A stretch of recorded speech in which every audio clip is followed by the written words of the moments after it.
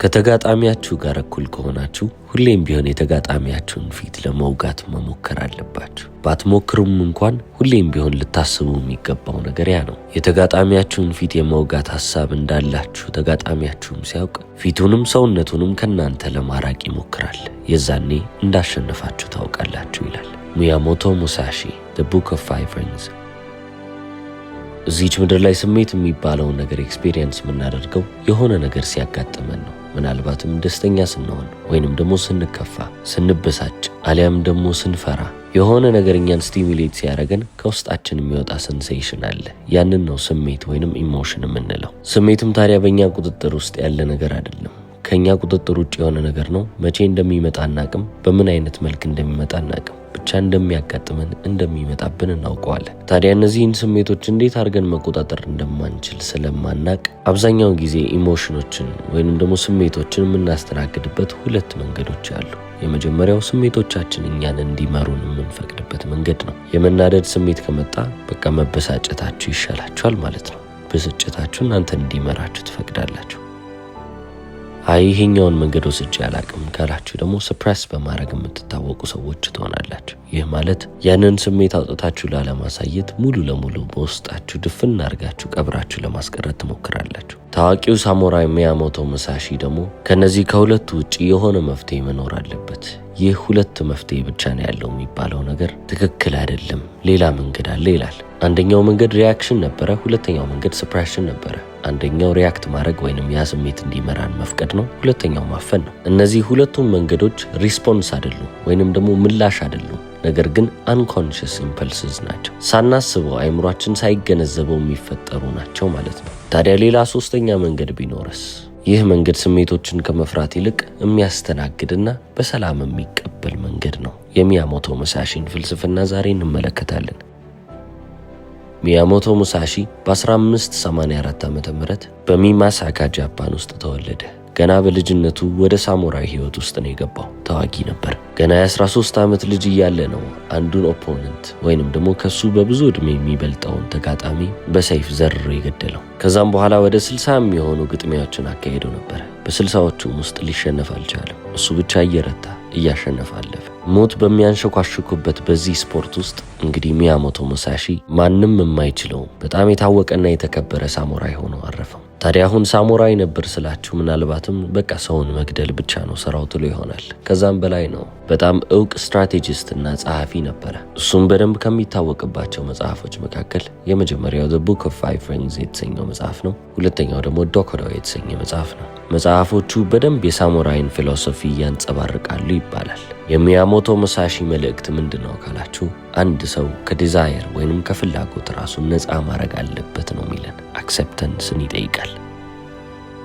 ከዚህም በላይ ፎከስ የሚያደርገው የሚያተኩረው ዶ የተሰኘ ነገር ላይ ነው። ዶ ምንድነው ካላችሁ ከመዳረሻ ይልቅ መንገዱ ላይ አተኩሮ የሚል አይነት ፍልስፍናን ያዘለ ነው። ታዲያ አሁን ሚያሞቶ ሙሳሺ ምንድነው ትክክለኛው ነገር፣ ምንድነው ትክክለኛ ያልሆነው ነገር የሚለው ነገር አያሳስበውም። ለሱ ምንድነው የሆነው፣ ምንድነው ያልሆነው የሚለው ነገር ብቻ ነው ግልጽ። the dough ብሎ የሚጠሩት ነገር the path ወይንም ደግሞ the way ሊባል ይችላል፣ መንገድ ሊባል ይችላል። ስለዚህ አሁንም ደግማችሁ ተጠይቁ ይሆናል ታዲያ the dough ብሎ የሚጠሩት ነገር አሁንም ምንድነው ካላችሁ የሆነ ጥበብን በመለማመድ ውስጥ የምታገኙት ፕሮግረስ ወይንም ደግሞ የምታገኙት እድገት ነው። ስለዚህ በጃፓን ውስጥ ብዙ ጥበቦች አሉ። ከነዛም ውስጥ ጁዶ አንደኛው ነው። the gentle path ይሰኛል። ሁለተኛው ቡሺዶ ነው። ይሄ ደግሞ የሳሙራዮች መንገድ ወይንም the samurai path ይሰኛል። ሶስተኛው ደግሞ አይኪዶ ሲሰኝ the path of harmony ይሉታል፣ የደስታ መንገድ እንደማለት ነው። ከነዚህም ውስጥ ደግሞ አራተኛው ዶኮዶ ይሰኛል፣ the path of aloneness የብቸኝነት መንገድ። ታዲያ ሚያሞቶ ሙሳሺ የትኛውን መንገድ መረጠ ካላችሁ ሌላኛውን እንደሆነ የመረጠው ፉዶ ይሰኛል። the path of immovability ነው የሚሉት፣ ያለመንቀሳቀስ መንገድ እንደማለት ነው። ያለመንቀሳቀስ ስላችሁ በአካላዊ ሁኔታ ሳይሆን በአይምሮአዊ ሁኔታ ነው። ስለዚህ ፉዶ የሚያስተምረው ስለ ሜንታል ስታቢሊቲ ነው። አይምሯችሁ ምን ጊዜም ቢሆን አንድ ቦታ ላይ ነው ቁጭ ያለው፣ ስቴብል ነው። ምንም አይነት ነገር ቢፈጠር አይምሯችሁ አይናጋባችሁ። በሚያሞቶ ሙሳሺ ዓለም ውስጥ ብቸኛው የሚጠቅመውና ብቸኛ በህይወት ሊያስቀረው የሚችለው ነገር ሜንታል ስታቢሊቲ ነበር፣ ወይንም ደግሞ የአእምሮ እርጋታና የአእምሮ አንድ ቦታ ላይ መሆን። አለበለዚያ ሞትን ይቀምስ ነበር። ኢሞሽን ወይንም ስሜት የሚባለው ንፋስ ከሆነ ፉዶ ደግሞ ልክ እንደ አሞራ ነው። በምንም አይነት ወይዘር ውስጥ በምንም አይነት የአየር ጸባይ ውስጥ ያቺ አሞራ እየበረረች ታልፋለች። ለሚያሞቶ ሙሳሺ አንደኛ የሚባለው ስኬት ዓለማዊ የሚባሉ ስኬቶች አልነበሩ። ነገር ግን ምንም አይነት ነገር ቢፈጠር፣ ምንም አይነት ነገር ቢከሰት እነዛን ነገሮች ተቋቁሞ የሚያልፍበትን አቅም ብቻ ነበር የሚፈልገው። ስለ ዲሲፕሊን ከተወራ ሚያሞቶ ሙሳሺ አንደኛው ምሳሌ ነው ማለት ይቻላል። በትኩረትና በዲሲፕሊን ህይወቱን የመራ ግለሰብ ነበር። አሁን ላይ እዚች ምድር ላይ የምንኖረው ሰዎች የሚያሞቶ ሙሳሺን ትንሽም ቅንጣት የምታክል እንኳን ችግር ተቋቁመን መቆየት አንችልም። ምክንያቱም እሱ ሁሌም ቢሆን በየቀኑ ከሞት ጋር እየተፋጠጠ ነው። እንደዛ እንኳን በጣም ቀላል በሚባለው ዓለም ውስጥ እየኖርን ቀላል በሚባልበት ዘመን ውስጥ እየኖርን እንኳን ቢሆን አሁንም ድረስ በጣም በስሜታችን ተበልጠን እየሄድን ነው። ታዲያ ሚያሞቶ ሙሳሺ እንዴት ነው እንደዚህ አይነት አቲቲዩድ ሊያመጣ የቻለው? እንዴት ነው አመለካከቱን እንደዚህ ሊቀየር የቻለው? በመጀመሪያ ደረጃ ሪሙቭ ኤክስፔክቴሽንስ ይላል። ይሄንን ነገር እጠብቃለሁ ብላችሁ የጠበቃችሁትን ነገር ሳታገኙ ስትቀሩ ነው በህይወት እየተከፋችሁ የምትመጡት። ስለዚህ አንዳንድ ጊዜ ኤክስፔክቴሽኖቻችሁን ወይንም የምትጠብቁትን ነገር ማስወገድ ይሻላል ነው የሚለን። ዶኮዶ በተሰኘው መጽሐፉ ላይ ምንም አይነት ፕሬፈረንስ እንዳይኖራችሁ፣ የምትፈልጉት ምንም አይነት ነገር፣ የምታስበልጡት ምንም አይነት ነገር እንዳይኖር ሁሌም ቢሆን ኢንዲፍረንት ሁኑ ይላል። ጥሩ ነገርም ቢያጋጥማችሁ እንደዛው ናችሁ፣ መጥፎ ነገርም ቢያጋጥማችሁ እንደዛው ናችሁ ማለት ነው።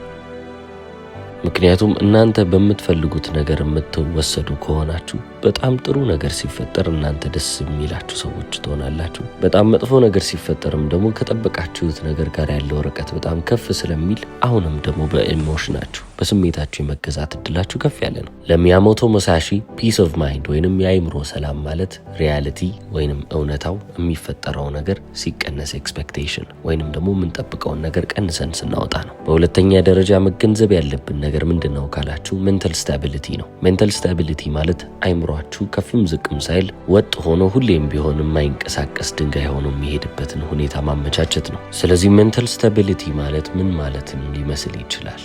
ወይንም ደግሞ እንዴትስ ነው ወደ ህይወታችን ውስጥ ልንተገብረው የምንችለው? መልሱ ኑሽን ኖሽን በሚሰኝ ቃል ውስጥ ይገኛል።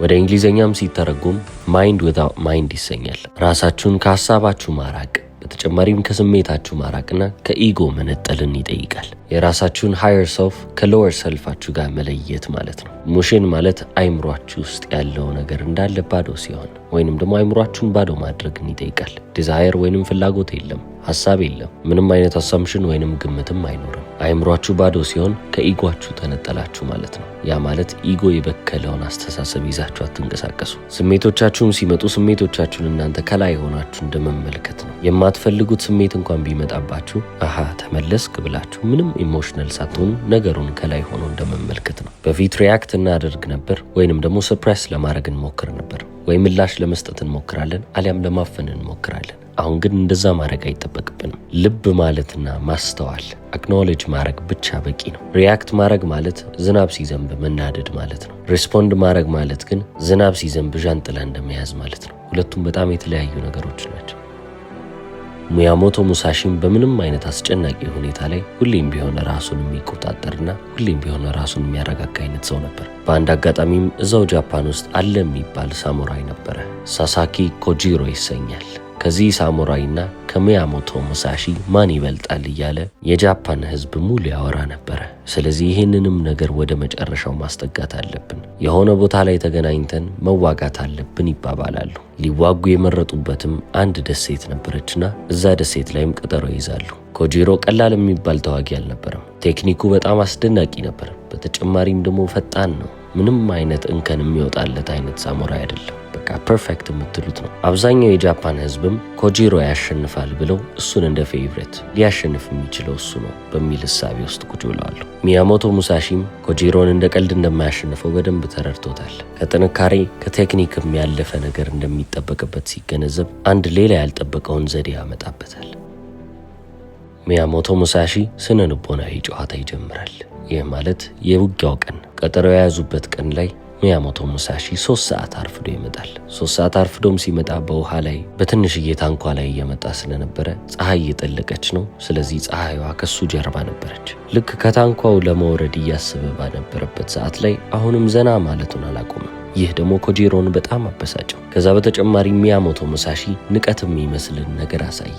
ይህ ማለትም ሌላ ጊዜ የሚዋጋበትን ጎራዴ ሳይሆን የእንጨት ጎራዴ ይዞ ነበር የመጣው። አሁን ኮጂሮ ስሜቱን መቆጣጠር ከበደው። ስለዚህ እየዘለለ ወደ ውሃ ውስጥ ይገባል። ማንን ሊዋጋ? ሚያሞቶ ሙሳሺን። ለምን? ስለናቀው። ታዲያ እሱ ልክ እንደዛ እየሮጠ ሲመጣበት ሚያሞቶ ሙሳሺ እንደዚህ ያለ፣ በቃ ተሸንፈሃል እኮ አለው። እንግዲህ ፀሐይዋ ከሚያሞቶ ሙሳሺ ጀርባ ነች ብያቸዋለሁ። ስለዚህ ኮጂሮ እዚህ ጋር ዲስአድቫንቴጅ ላይ ነው። ምክንያቱም ሚያሞቶ ሙሳሺን ሙሉ ለሙሉ ቢያየውም እንኳን ከኋላ ያለው ብርሃን ትንሽም ቢሆን ይጋርደዋል። የፀሐይዋን ብርሃን ስለጋረደው ኮጂሮ የሰነዘረው የመጀመሪያው ምት በፍጹም ሚያሞቶ ሙሳሺ ላይ ሊያርፍ አልቻለም። ሳተው። ሚያሞቶ ሙሳሺም አንድ እድል እንደነበረው ስለሚያውቅ በዛ የእንጨት ጎራዴ የኮጂሮን አንገት በአንዴ ሙሉ ለሙሉ ቆረጠለት። ኮጂሮ እዛው ጋር ሞተ። ሚያሞቶ ሙሳሺ ታላቁ ሳሙራይ ተብሎ ተሾመ ማለት ነው። ኮጂሮ አሁን ሚያሞቶ ሙሳሺን ማሸነፍ ይችል ነበር። የአቅም ወይንም ደግሞ የብቃት ማነስ አይደለም። ነገር ግን ኢጎ ከዳው። ሚያሞቶ ሙሳሺ ምንም ነገር ቢያደርግ ኮጂሮ በስሜት ደረጃ ሊረበሽ አይገባም ነበር። ነገር ግን ተበሳጨ፣ ተናደደ። እንዴት እንዲንቀኛል አለ።